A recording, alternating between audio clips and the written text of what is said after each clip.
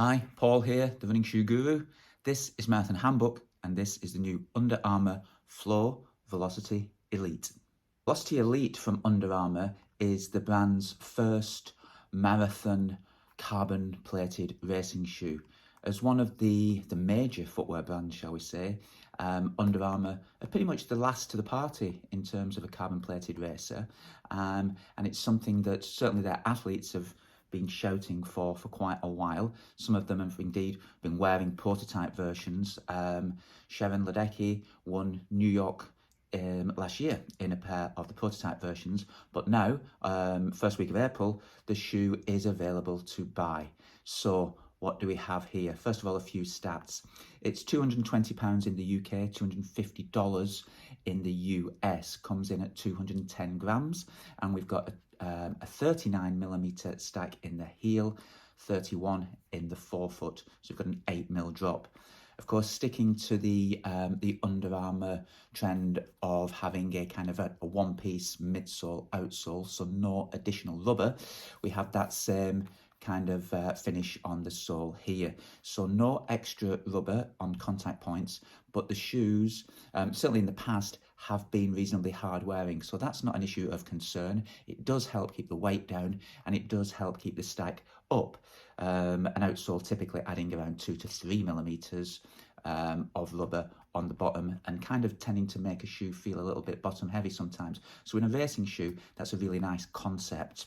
Shoe's made up of 4 layers, if you like, to create that stack. We've got, first of all, the brand's Flow midsole technology. That's the bottom piece, creates part of the midsole and outsole.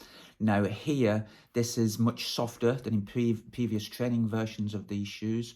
It's now a supercritical version, so it's a lot more responsive and a softer feel, and you can certainly feel that, you certainly notice that straight away. The shoe is a lot softer than the regular Flow version, the trainer, if you like, version of this shoe. Full-length carbon plate, it's a very strong carbon plate. It's a thermo-bonded plate, which means it's many layers sandwiched together to create that rigidity.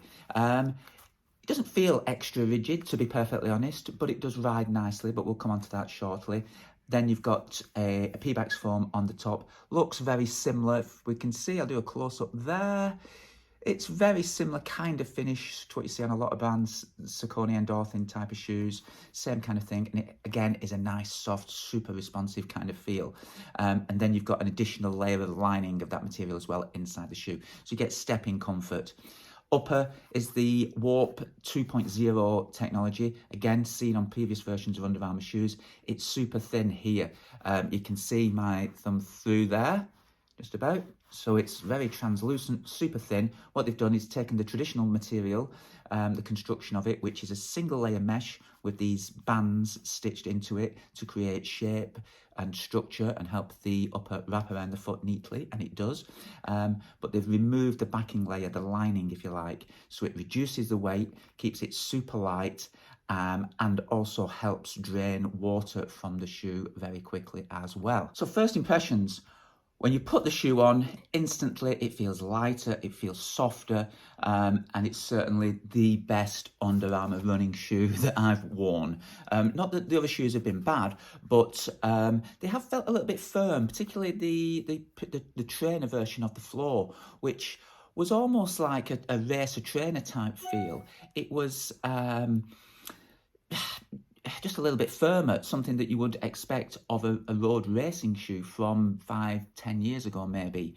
This shoe, super soft, yet the carbon plate does make it feel very stable, and that's a great point, because despite the shoe being quite slim, having quite a narrow footprint, as I would call it, the shoe is very stable. Now, Under Armour say that they've done tests, of course they have, during the development of the shoe, and the stability, that there's something that they were looking for, particularly on marathon courses when there's often sharp turns or even U-turns.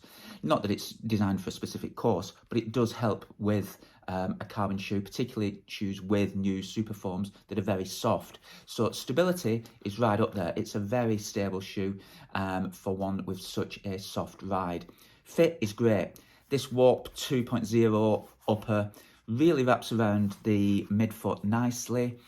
In the forefoot, It's a little bit broader than previous shoes. Again, Under Armour saying that they've increased the width across here, and that's something we've seen a few brands do recently. That helps the foot splay, and again, naturally adds to stability, and that was something that they were super conscious of, perhaps because recognising that these super foams, the Pebax foams, are very soft and can create a bit of instability. So that, you don't really notice it, to be perfectly honest. There's a tiny little bit of room in the forefoot. I've got a kind of a slim to medium volume and width foot. There's a tiny little bit of space, but certainly no slippage, just feels really comfortable. On the run, I was lucky enough to go to the launch in Portugal earlier this week, and there's a video from Doug Smiley, the product director of running for Under Armour. We'll post a link to that up in the corner somewhere. We'll post a link and you can see Doug talking through the shoe himself and some of the design features. So we did a few runs whilst in Portugal. First one, real steady, 5 or 6K, and even at jogging pace, super comfy shoe. You know, makes the shoe very versatile. You could run a variety of paces, and that would make the shoe suitable for a lot of people. We also did a few strides on the road. The road's very smooth where we were staying, so that made it nice as well as a short track session. Running at speed on the track, on the bends as well. You notice the stability, very confident. I know in some super shoes, you would be cautious of doing a track session purely because of the bend over 100 meters. They feel unstable straight away. Not the case with this shoe. So that's a real good point, and it adds to the versatility of the shoe. And then just before I left Portugal, I did a 7-mile run on the road, picking up the pace from 8 down to 6-minute miling.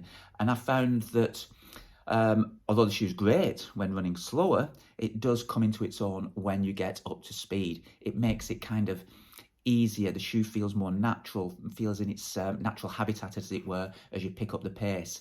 And I would say it's a shoe for longer distances because it feels smoother. It's not an aggressive feel. Whilst there is a small rocker here and the curved plate of the curve of the carbon plate, it's not very aggressive. When you get up onto your toes, it still feels very smooth and you're able to run in it. So perhaps for myself, 6-minute pace, 6-minute mile pace for the marathon, it would feel smooth and a very kind of relaxed, easygoing response to the shoe. So that's something that I'm looking forward to doing, kind of a longer tempo run on the road in the shoe, because I think that's where it would suit, and it would certainly be a nice marathon option. So it's a great all-rounder, very versatile, good fit, light, breathable upper, and stable. One thing, the price, it's £220. I think probably Under Armour have put it in at $220 or $250 to be on a level pegging with a lot of other similar carbon-plated super shoes. Is it going to be competitive at that price? I'm not sure. Would people pay the same price for the Under Armour shoe when Under Armour's training shoes aren't as popular as those from other brands? So, okay, the obvious example, Vaporfly, similarly priced, but people know their trainers. So I think perhaps people would be a little bit cautious of spending 200 plus for a super shoe from a brand that maybe they've not tried the regular trainers. You know what I mean?